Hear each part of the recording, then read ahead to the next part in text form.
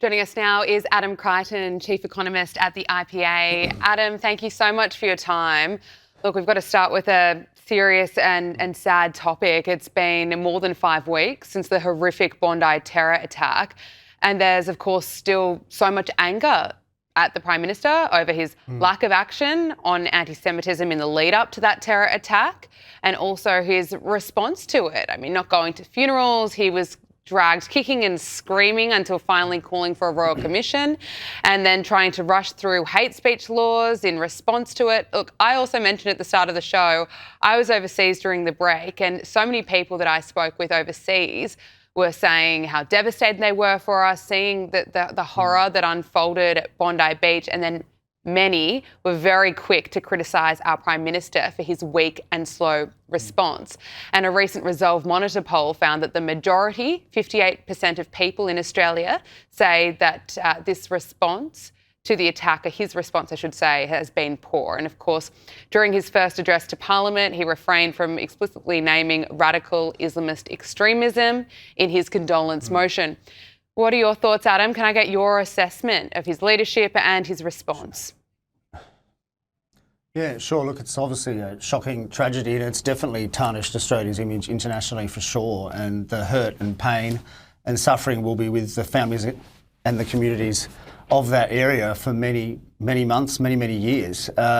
As for the Prime Minister's response, look, it was slow and sluggish, and obviously there's so much awkwardness because, as you know, the Labor Party and government, they have a lot of seats with a majority Muslims in them, and so they have to kind of dance on pins, if you like, to avoid saying what the real problem was, which is radical Islam, as you said before. And I think that in turn has created more anger in the Jewish community, the fact that the government won't actually say what the real problem is. It blames everything else but that. And of course there was the delay with the Royal Commission, which we're now having, which was a right thing and good thing. I mean, Australia tends to have Royal Commissions for, for everything left, right and centre, pink bats and, shipping licences. So it certainly should have had a Royal Commission for something as serious as this. Absolutely. I think it's disappointing now we're in the response situation and we have this extraordinarily rushed bill, which I think is going to be voted on this week. There's the hate speech bill, there's the gun aspect to it. Thankfully, I think the coalition has got those two bills split, as they should be. The gun bill I don't personally care about very much, but the other one I care about a great deal, and it is a disastrous bill, and we all have to hope that it fails. So far it looks like it will fail, but if the Greens manage to make it even worse, because of course they have the balance of power in the Senate, then it's quite possible that we'll have a hate speech law that is the toughest in the world of any place. And as I wrote in my column in The Australian last week, actually tougher than China's hate speech law. So, wow. We like to criticise China for being totalitarian. Well, ours is even worse in that regard. In China, for instance, there has to actually be someone feeling intimidated or hated, whereas in the Australian bill, there doesn't actually need to be any actual real hate or intimidation, only the possibility of it from a hypothetical third person. So obviously, the threshold for criminality, and this, these are not civil actions, these are criminal actions. If you're convicted of saying something which someone finds hateful, then the minimum prison sentence is 5 years. So that is pretty extreme. It's going to have a profoundly bad impact on civil society in Australia, political speech, comedy, artistic expression. So we really have to hope that fails. I personally think, why not wait for the Royal Commission to conclude and to reach its verdict? Yeah. That's going to find what were the real causes of Bondi. And my personal view is it wasn't hate speech. I mean, violence is already illegal. Incitement to violence is already very illegal at state and federal level. This is a whole other question of law, which I don't think we need. Oh, Adam, it is such a huge concern. I also want to talk to you about more of the polling that we've seen recently. It's pretty extraordinary that this exclusive news poll conducted for The Australian shows that support for One Nation has surged ahead of the coalition for the first time. One Nation's primary vote has risen 7 points to 22%, with the coalition dropping 3 points to a record low of 21% and Labor falling 4 points to 32%. It's absolutely extraordinary, but it doesn't surprise me. What do you make of it? No, not at all. Not at all. I think at the moment One Nation is becoming the opposition, the real opposition. They oppose the government on the question of immigration. They oppose the government on the issue of net zero. They actually have policies out there. And let's face it, immigration and net zero, they were at least until now perhaps, the two biggest political issues in Australia, and the coalition doesn't really have a policy on either of them. And yet they're meant to be in this, reflection period since the election last year. Well, that was May. It's a long time ago. Where's the report? It's still not out. And I think that suggests that they don't internally know what the position is going to be. Now, they have come out, as you know, the Liberal Party has come out and said that they oppose net zero, but they don't really talk about it at all. I mean, One Nation's out there on the front foot.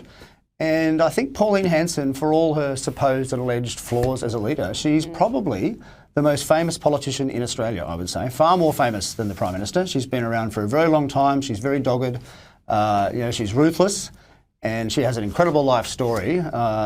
And I think more and more people, including young people, actually, I've got friends who are young, and they say that they're going to vote for the first time for One Nation, and that never used to be the constituency of One Nation. It tended to be older people.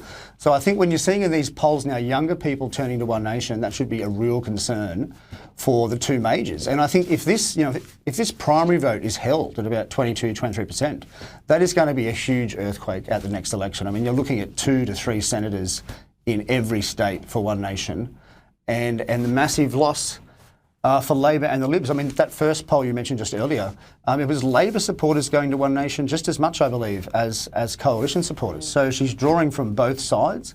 And what you may also see is all those other minor little right-wing parties, the Libertarians, the Clive Palmers, all those, they may just merge with One Nation, and then it will be even bigger. Wow, it's incredible. I've been hearing it too. I've been hearing it in different circles here in Australia, and also Pauline Hanson saying, it was being dropped while I was overseas too. She's getting global recognition. Now, Kevin Rudd is stepping down as Australia's ambassador to the US. The White House statement around this was, we wish him well. Now, Adam, you wrote back in 2022 that Kevin Rudd's appointment as ambassador to Washington is likely to go one of two ways, brilliantly or disastrously. I'd like your thoughts on that. And of course, you wrote back actually in 2024, Trump 2.0 could end Kevin Rudd's Washington stint. And you weren't wrong about that either. Don't hold back. Give us your thoughts around the departure. I got those forecasts right. No, well, I think I wrote 2 columns, and you mentioned one, and certainly it was the disaster in the end. But I think I also wrote one that says he has to go. And I remember at the time being mocked by various leftist commentators saying, "Oh, you're being hysterical, blah blah blah." But no, that was right. He did have to go, and people say, "Oh, he's going at the end of his term." Not really. He's got more than a year left, and believe me, that's a job you don't leave because it's a great job. Have you seen the house? Unbelievable mansion you get there with staff and a lot of prestige, a lot of influence, very high salary, much higher salary than an ordinary cabinet minister.